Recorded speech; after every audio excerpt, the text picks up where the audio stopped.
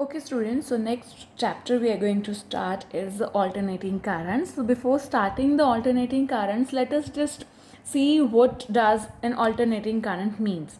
Right? So the alternating current is that current whose magnitude changes continuously with time and also the direction is reversed periodically, as we have already done periodic functions in class 11.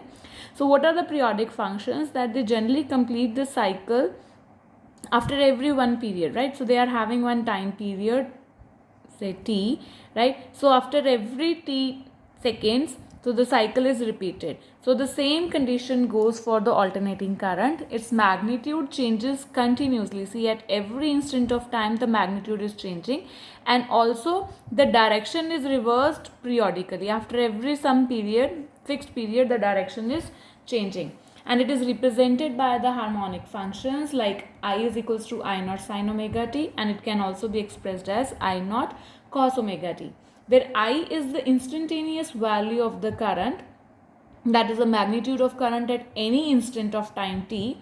I naught is the peak value or the maximum value of the current, which is this thing, right? And this is also called the amplitude of the AC, right? And omega is the angular frequency, where omega can be written as 2 pi by t, where t is the time period of AC. It is equal to the time taken by AC to go through one complete cycle of the variation, right? So that means 0 to maximum, then maximum to 0. Okay, so this is the time period, and frequency can also be expressed as 2 pi nu, where nu is the frequency of AC. It is equal to the number of complete cycles of variation gone through the AC in 1 second, right? So these are the simple denotions which you have already done in class 11.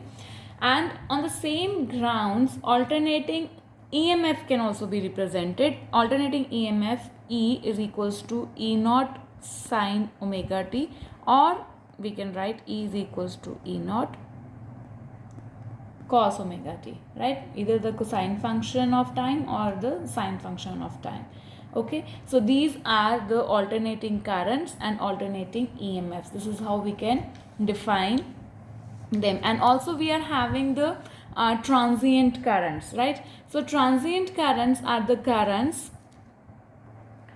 which vary for a very small finite time while growing from, say, 0 to a maximum value, or also while decaying from the maximum value to the 0 value. Okay, so that means when we are doing the direct currents or the steady currents are not like instantly from 0 it becomes maximum. So it takes a very small duration of time to become from 0 to maximum.